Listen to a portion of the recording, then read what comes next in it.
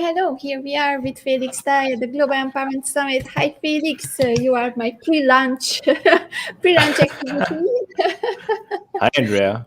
Hi. I'm really happy to have you here. If the audience haven't met you yet, Felix is someone who is giving very nice and creative and also applicable advices.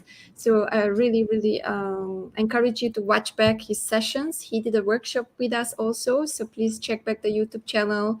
I created different playlists so that you can check even the replays of the workshops, the panels, and all the interviews. It's all up to you now to take the value, what we prepared.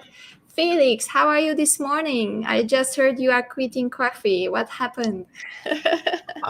It's been a battle for me. I've always wanted to quit coffee because what I logically have heard and read, and it is advised to me by a lot of people. There's a lot of controversies surrounding coffee. People say coffee is good. Some people say coffee is bad. But for me, I think that it is unnecessary. It shouldn't be necessary. I mean, think about it. Like waking up every day, and if I don't have this cup of coffee, I can't function. What kind of does that sound like optimal health to you? It doesn't sound like optimal health to me. So I live by this credo called grace is the absence of the unnecessary. So if I want a life that is touched by grace, then I should do as minimal unnecessary things as possible. And coffee has been one of the things that causes me sleep problems and whatnot. And I don't even realize it until I tried to stop coffee for the first time last year. And when I stopped coffee for the first time, I had amazing sleep, very good sleep. Unfortunately, because I was so addicted to coffee, after a couple of months, actually, in fact, 2 months, I just had to take a sip. And once I started taking a sip, a lot of in NLP we call it anchors. A lot of things that I was anchored to started coming back. The fatty foods started coming back. The carbs started coming back. Alcohol started coming back, and before I started taking that, it was my diet was brilliant, So this time around, because thanks to the lockdown, I got a little bit chubbier than I used to be. So I decided that it's time for me to relook and reevaluate my health again. And one of the programs that I'm doing right now is called WildFit. So I decided to give it a try, and part of the program calls for removal of caffeine. So I am trying it again. I failed once already this week, but fingers crossed I'm able to keep it up this time. It's always about trial error. That's what everyone was saying. Like, you just try, and after a while you will manage. It's okay. Yeah. Yeah, so thank you very much for being here this morning. And before we go to lunch, we will have a nice session about a specific topic that we chose for today. But before we get there, I just want to wrap up and update the audience. The Global Empowerment Summit has an exciting announcement. So now you can see on the corner of this top corner of this video or the screen a barcode, which is leading you to the GES Treasure Hunt app. With SoulWorks, who is one of our sponsors, we created an application to make it easier for you to watch the summit, to collect points, and you can even win very valuable prizes. I'm offering $500 worth of 3 months coaching, creative leadership coaching, and SoulWorks is also jumping on board with a $200 value of package. So I'm excited about this. I believe we will have more and more experts coming and joining us with giving you beautiful prizes. And what you can do is that you just have to read the barcode above. It will lead you to the app. You don't have to download it on your phone. You can use it from your laptop also. And what you need to do is just to get a free ticket, because once you do it, you will be listed on the app and you can choose your name from the drop down.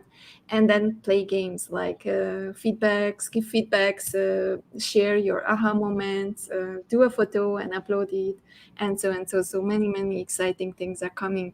Felix, after I did this announcement and I updated the people who are watching us, let's get to your topic today. Let's do Ta-da! it. How communities help you create clients on demand? Very complex. So let's just get the definition straight. So what are communities and who are clients on demand? So let's talk about the definition of clients first. Clients are the people who trust you enough, who likes you enough. They see themselves doing business with you or having engaging you for a service or a products, and they trust you enough to actually pay money to you. Because in today's day and age, we are no longer operating on a transactional basis. Am I right? Like, we are no longer operating in, oh, here's what I need, here's what you have. Okay, cool. Let's do business. The kind of business that works like that is a very forceful business, in my opinion.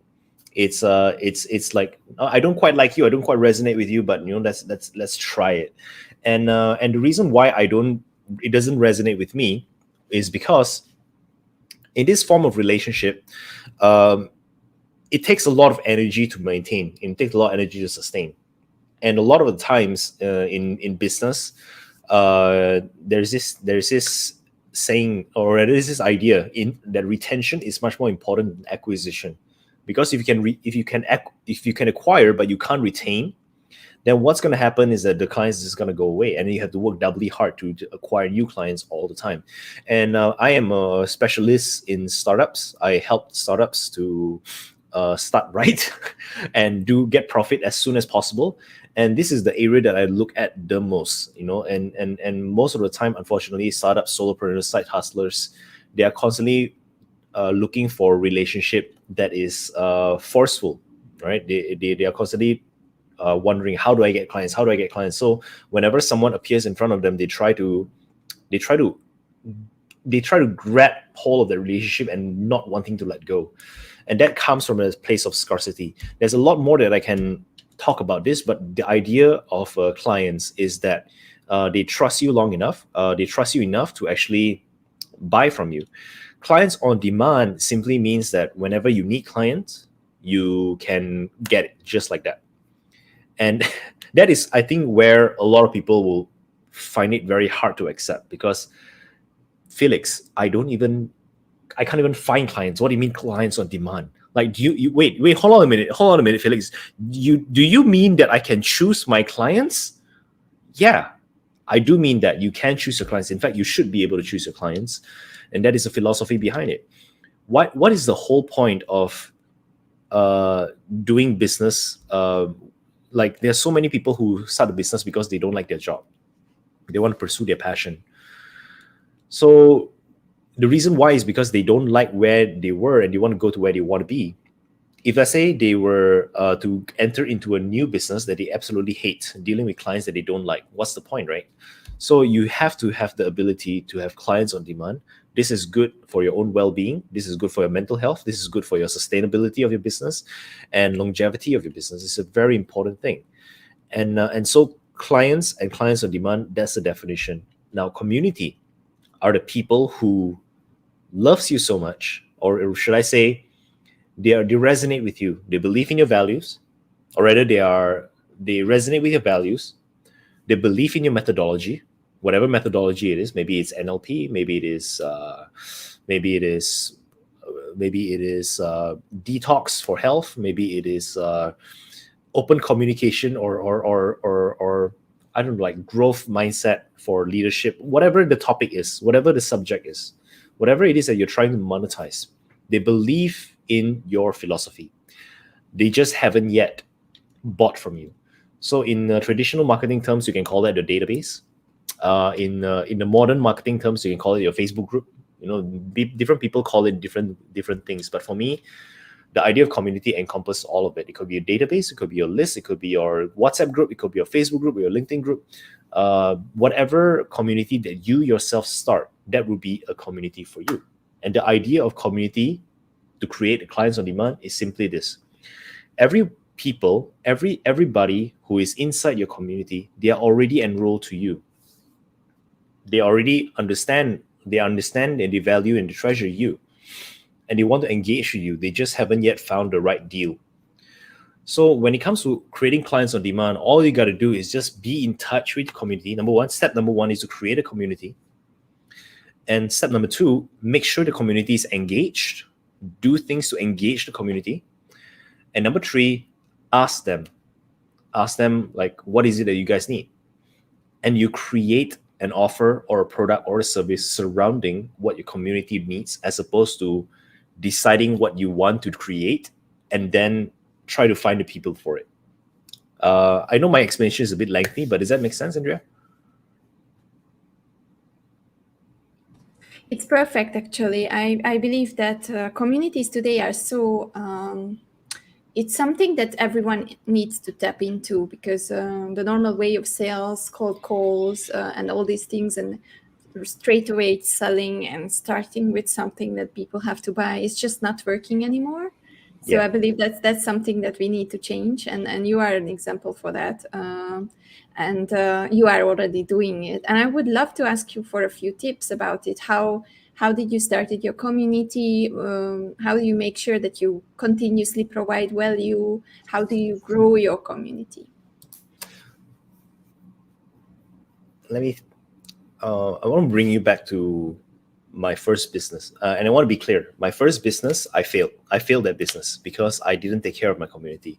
But how I started that business was because I take care of the community. See, many years ago, I started this, I decided to enroll in this obstacle course called the Viper Challenge. And a few of my friends decided to enroll into the obstacle course with me, and I sucked at running. I'm really bad at running. And eventually, because I'm very bad at running and long distance, I decided to gather a few friends to join me to do this together, to indulge in this interest together. And over time, my friends decided to invite their friends to join us to do the training for the Viper Challenge. And over a period of time, that small handful of people, there was initially like around 4 of us. The initial handful of people grew into this like 20 plus people. And then we joined together as a team in Viper Challenge. And after Viper Challenge, we said, I asked them a question. I said, hey guys, do you guys want to keep working out together? Do you guys want to exercise together because it's healthy, it's fun? Do you guys want to do this? And they're like, yeah, we are looking for buddies to work out together. And over a period of time, that 20 plus people grew to more than 200 people who are actually within our circles. And we have approximately 40-60 people working out with us every single week. And that created an idea within me. It's like there's so many people, and we are actually going around and booking gyms. Like I was literally the person who goes around, scouted gyms, and we would say, hey, can I have the whole floor and I'll pay you this much? And the gym owners, like, what would they say? They would say yes, of course, because we are bringing them business. And the members who are joining us, they get a place, and they get a place to work out. They get me to guide them in the workouts, and they also have this camaraderie sense of feeling. So at that point in time, coincidentally, CrossFit was just taking over the world by storm at that point in time. So we just continued the tradition, and that was how our community grew. But and it was very natural. There was nothing forceful about it at all. I wasn't doing anything to try and grow the community. I just asked ideas, and people grow themselves. And then eventually it caught the attention of investors. Investors like, oh wow, these people are so committed. They are coming around. They are working out every single week. So I got approached by a few investors. Hey, do you want to start the gym? And that was how my gym started. I didn't get a lot of money, but for me it was a lot of money at that point in time. I got investment inside, and we opened this little gym in Ara Damansara and Kayu Ara, not Ara Damansara, Kayu Ara, by the name of Honey Badgers coaching facility. And for the first 2 years, it went really well. It's just that because I let the success get to me, I started to be greedy. I wanted more and more and more. So I started to impose certain policies here, certain policies there, and here is where you can see the lessons coming from as well, because I stopped paying attention to my community. When I was paying attention to my community grow by itself. People invite more people, and when I start to be that guy who likes to interfere, who likes to tinker around and force things to happen, then people start going away, and that was how my business failed. But at that point in time, when I started the community, it was just uncontrollable. People keep coming, like people keep wanting to sign up. So bringing back to the future, how many people are there right now who is just constantly hunting for clients right now? There are so many solopreneurs and side hustlers who are constantly out of clients. It's like, where can I find clients? Where can I find clients? And what is their modus operandi? Their MO is to PM people, WhatsApp blasts, like email everyone, contact with everyone. Hey, do you need a coach? Do you need a trainer? Do you need a mentor? Do you need this? Do you need an agency? Do you need a consultant? Do you need this? Blah, blah, blah. And they're just trying. It's such a forceful relationship. That's what I'm saying. So if you ask me, how did I start it? I let it start naturally. I focus on my interests and my primary area of interest, and I'm detached from whatever it is that I think I want, and let people who are following me around decide for themselves what they want. And all I am is simply a source to give them what they want. And it's just a simple matter of paying attention. We keep paying attention, giving people what they're asking for, and that's how a community grow. That's a very important thing to say, because and maybe we should also set this definition straight. What does it mean to pay attention and to care? Because as you said, just simply sending messages and bringing them and selling them something will not keep them there. So what is this attention that you're giving to your community? What is the value that you would advise people to give to the community? Would it be daily messages? Would it be weekly newsletters? Would it be a group where they entertain them? Do you have a tool that you prefer to use? Tell us a little bit more about the details. So I think there's a difference between, I think there's two kinds of paying attention, because most of the time when we say pay attention, what the image that comes to mind is that of a pet owner and a pet. If I'm paying attention to my pet, then I'm stroking the pet, then I'm doing things, right? And if I pay attention to the community, then I'm doing things for them. But my definition of paying attention is not about doing things for the community, not yet. It is about observing the community. So one cool example was recently I did a workshop. It's called Attention Mastery. How to present well in your 8 minutes business presentation. And it was targeted to people who are belonging to network organizations like BNI, HBF. And what happened inside those organizations is that from time to time, you are called upon to give a business showcase about what your business is about. You have 8 minutes to present about your business, so that other members of the chapter will be able to give you quality referrals. And I did a workshop on how to do that, and effortlessly, it was so easy. I get like 20 plus signups to join the workshop. It was so easy. Why? Because I was paying attention. Here's what I did. During one of the business showcases, I was just listening to the showcase. I was just listening. There was nothing I was trying to do. I was just listening. I had no intention other than just to pay attention and observe what is going on. There wasn't even an intention to do something about the situation. It was just watch. So as I keep watching, I noticed that the speaker was fumbling. He had prepared some amazing slides. Great slides, well worded. It was very well designed. He was an interior designer, and as he was talking, there are so many times where he hiccuped, and he was like he was stumbling, he was fumbling, and the other members of the chapter was looking at him, and they were being very encouraging.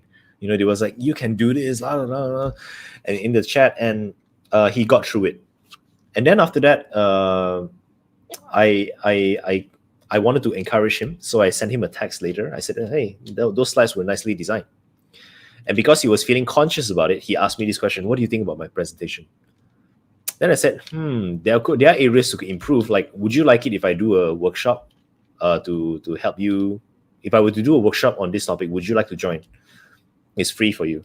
He said, yes. then an idea came about, and I thought, do you think others in the chapter might be interested to sign up as well? And he said, for sure. So I said to him, okay, cool. Why don't you ask the chapter, and if the rest of the chapter wants to do this, then I will organize a webinar. I'll organize a workshop about this. And he asked in the chat directly. There are so many people who responded. So paying attention is that first part. It's simple observation. What is it that they are struggling with? Observing, what do they want? Like, what is it that they want, but they feel too conscious to ask for?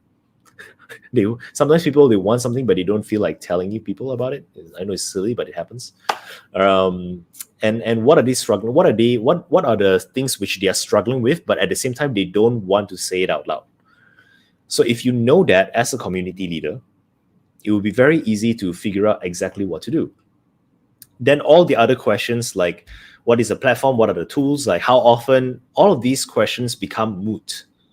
It is no longer relevant, because you are not just basing what you do based on what you think, but you're basing what you do based on what people are asking for exactly. So that would be the explanation over there. And I think you mentioned something very important, which is about the encouragement, for giving people encouragement, no matter whoever you met, right?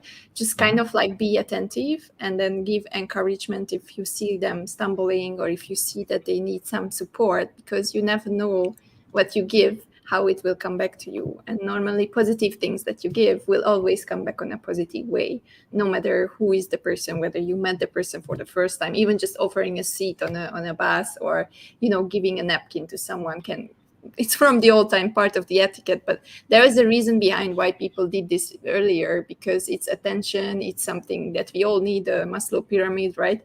Appreciation, we all need that, and that can be something that can start a beautiful conversation, or a friendship, or a relationship, or anything. But if you are like everyone today in front of your computer and you don't even know who you are talking to when you talk to, you are missing opportunity of connections and networking and starting relationships. Beautiful points, Felix. I love them. So let's go a little bit further. 2021, digital communication. We are all in the digital world. What is it? How is it different to build a community online and to build a community offline? My answer might be unpopular, but it doesn't seem to be any different, because the tools may be different, the platform may be different, the SOPs, the structures, a lot of it may be different. But I encourage everyone to consider this. If you feel that things are too different between offline and online, I would like to invite you to consider that perhaps the idea of what is a community, or how to engage a community might have been misunderstood. Because essentially, whether it is behind the screen or in front of you face to face, they are still human. They still have their basic needs. They still have their needs, emotional and whatnot. As an example, a lot of one of my I have to thank one of my community members. He's a specialist in churches. His day job, is to go to mega churches and work with the pastor to figure out how to create a loving community within the church. And he taught me these three things. He said that in order for any community to thrive, and in order for any community to be engaging and loving, you need three things: safety, care, and freedom. Safety, for where people feel safe enough to voice their concerns, to talk to you, to tell you things.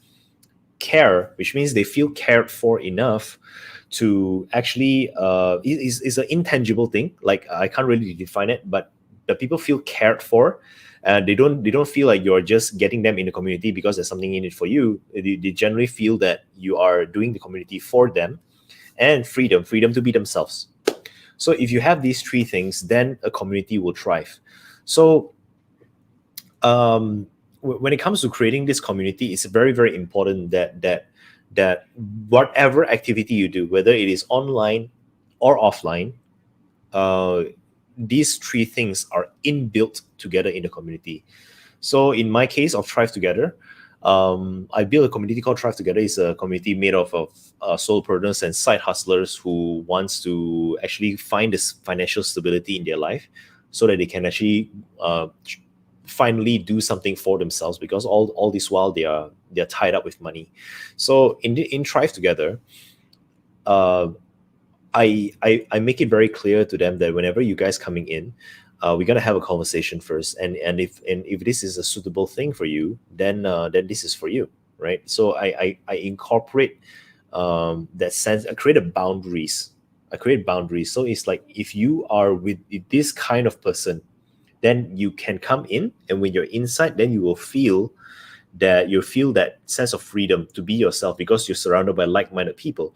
But if, let's say, I am very intentional, I wouldn't be incorporating this. I would be saying things like, okay, anybody can come in, because I just want numbers. And what happens then is that, because when people come in, they do not know whether or not they're surrounded by like-minded people. They do not know what is the whole objective of that. They're not clear about the value system and the philosophy. They don't feel safe. Neither do they feel the freedom to explore. Boundaries creates freedom. You need to create certain things to help people understand what is okay and what is not okay, what is within the culture, what is not without, what is outside of the culture, and all of the stuff. There are many more things that I can say about that, but essentially it's the same thing. Whether it's online or offline, it's the same thing essentially. And I love that. I remember I think it was the workshop when you said that you set boundaries for the people to enter your community, which made me think, like, how good idea. It's a super good idea, because at the end, when you lead them through the steps and you set these boundaries, then you will really see who really want to be there and who really wants the change, right? So tell us a little bit about this. Why did you think that it's a good idea, and how is it working in real life? Do the people really do all the steps for you to get into your community? Yeah, and it's not only a good idea. It is necessary, in my opinion, because if you don't set the boundaries as a community leader, the members will imagine for themselves what the boundaries are. And because everybody comes from such very different viewpoints, they will set all kinds of crazy boundaries. So some people might feel it's okay to PM people. As an example, one of the things that we established very clearly in Thrive Together is that we are allergic to spam. We are allergic to it. So there's a lot of times people like to WhatsApp message or direct message, hey, come join this, come join that. I make it very clear, this is not a place for you to promote your events. This is not a place for you to promote your services. But if, let's say, I did not set it up front, then there will be people who are coming in there, and the people who don't appreciate that attitude will be turned off. They will leave. And the people who do appreciate the attitude, they will say, but and until they are subjected to the same treatment by other people who are like that, then they will leave too. So because the expectations are unmet, a lot of people will get upset. And in terms of Thrive Together, I impose high level of restrictions to create that sense of boundaries. And I'm basically communicating with them. I'm basically telling them, for as long as you stay within the boundaries, you can enjoy the fruits of, you can enjoy all of the benefits associated to being a member of Thrive Together. So in real life, the application of it was, I can tell you a simple results that I have created. So I started Thrive Together in May. And one of the rules was if you want to join Thrive Together, you must commit to showing up every Thursday night. If you can't show up, you need to report to me. And the second condition is that you must be sharing about Thrive Together, because I'm essentially giving away free mentoring. So if I'm giving away free mentoring, and if they don't do something to earn that, it's not going to benefit them at all. They're not going to pay attention. And I've seen this happening time and time again, where people get free stuff and they just listen in one ear and exit the other ear. And it's a waste of time for me, and it's a waste of time for them, because many people like to think that they can just listen to something and multitask. So I've seen it happen. I have done it. It doesn't work. And so I made it very clear that when they are coming over here, they must turn on the camera, they must attend, they must report. If they can't attend, they can never be spamming, and they must share. Part of the payment is that they have to share about Thrive Together on the things that they learn in Thrive Together. I don't need endorsement. I don't need people to say good things about me. I just need them to share to the world what they have learned inside that session. Very simple. Everybody agreed. But if the reality struck, half of the people don't even show up. And people who show up, half of them don't even share. So what I did 2 weeks ago and this week, I started to remove people who don't do these things. People who don't adhere to the rules, I started removing them. I make it very clear to them. I said that helping me with all of these things is good for you. It's not for me. It's for you. And I explained to them that in order for you to really appreciate and get access to all these things, you must be someone who has integrity. If you say you're going to do something but you don't do it at the end of the day, what does it speak? How will this show up? How else does this show up in your life, in your relationships, in your work, and in terms of your delivery to your clients? Is it a wonder then that your income is the way they are? If you are a person who lacks integrity and lacks responsibility, oh, I can't do this because of that, I can't do this because of that. If you're a constant victim, then nothing is going to happen for you. Everything is always going to be working against you. There will never be a perfect moment to do anything. So I make it very clear to them like that. And I say, you get to decide. You can either recommit right now and start showing up, or you can leave the community. It's fine with me. I don't have anything to lose. And guess what? My attendance doubled last week. And it increased by another 50% this week. The people who have been inactive started being reactivated. They started showing up with their cameras on, and they stopped being such a leader. They stopped being such a victim. They stopped saying things like, "Oh, I want to join Thrive Together. My business is very important for me, but I have a family dinner." "Oh, Felix, I really need to increase my income right now. I have 3 months left to survive. I'm really need to take my business up and running, but I have a night out with my friends." They stopped saying things like that because I challenged them. The key to building a community is not to make the community easy to join, but to make the community difficult to join, to impose barriers. When people have to fight for something, even if they don't realize it, even if they don't appreciate it at that point in time, it's actually better for them. That's my belief system. I really love this. I really love this. And I would definitely advise everyone to do so, because today it's just like so much information. I mean, you have so many things coming up. I know also I'm also sending a lot of messages to the people who are joining this summit, and I know how annoying it can be. But at the end, if you're really committed and if you really support the cause, if you're really in the game, then you reply, then you show up, then you go there. And if no one is showing up for you, then, and you are doing a lot of things for them, right? Then actually, why should you waste your time and energy on those people who are not with you, who are not your tribe, who are not resonating with what you do? So really lovely, lovely points. I believe we could talk more and more and more, because this is such a topic which is so up to date. But now it's lunchtime. I have to give the viewers a little bit of break, and then we will come back in the afternoon with Natalie and Tahir and two of my Hungarian friends, Balázs and Tom. So I'm really excited about this, and I think we are getting ready with the kitchen too. So I have to have a little bit of lunch so that I survive until 11 in the evening. Felix, thank you very much. It was really good to have you here again.